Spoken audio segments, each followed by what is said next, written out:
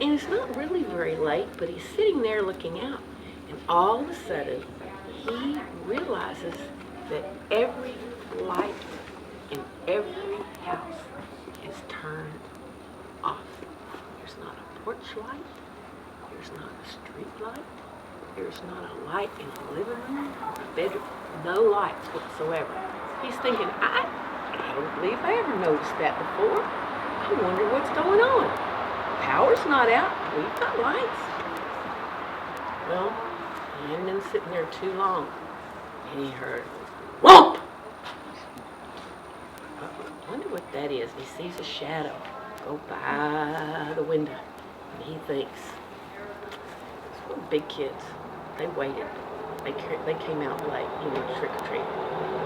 So he goes over and he opens the door, and standing in the door is the biggest, ugliest scarecrow he has ever seen in his entire life.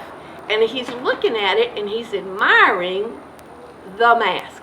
He's never seen one that good because it's got a skull and the skin's hanging off, and where the nose is supposed to be there's a hole, and where the eyes are supposed to be there's green light shining out.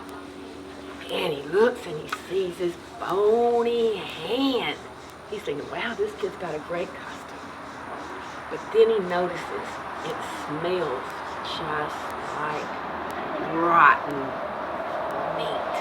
And remember, it fills up the entire doorway. And before Jim can say boo, that scarecrow reached out and grabbed him by the throat, and he goes, ah!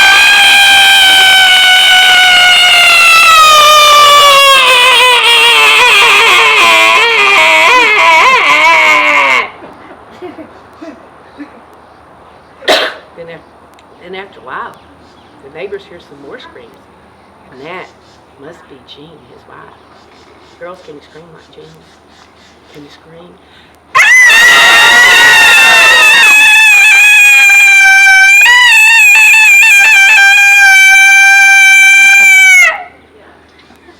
Well, after that, complete silence.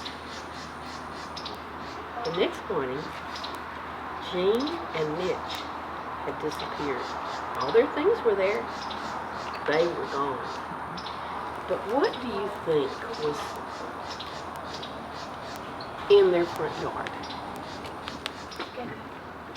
Two scarecrows with their kind of burn looking, with the fabric burning in the wind, and one of the scarecrows was wearing Mitch's clothes, and one of the scarecrows was wearing Jean's clothes. And the old neighbor, little old neighbor who lived next door, said, "Don't say I didn't warn you."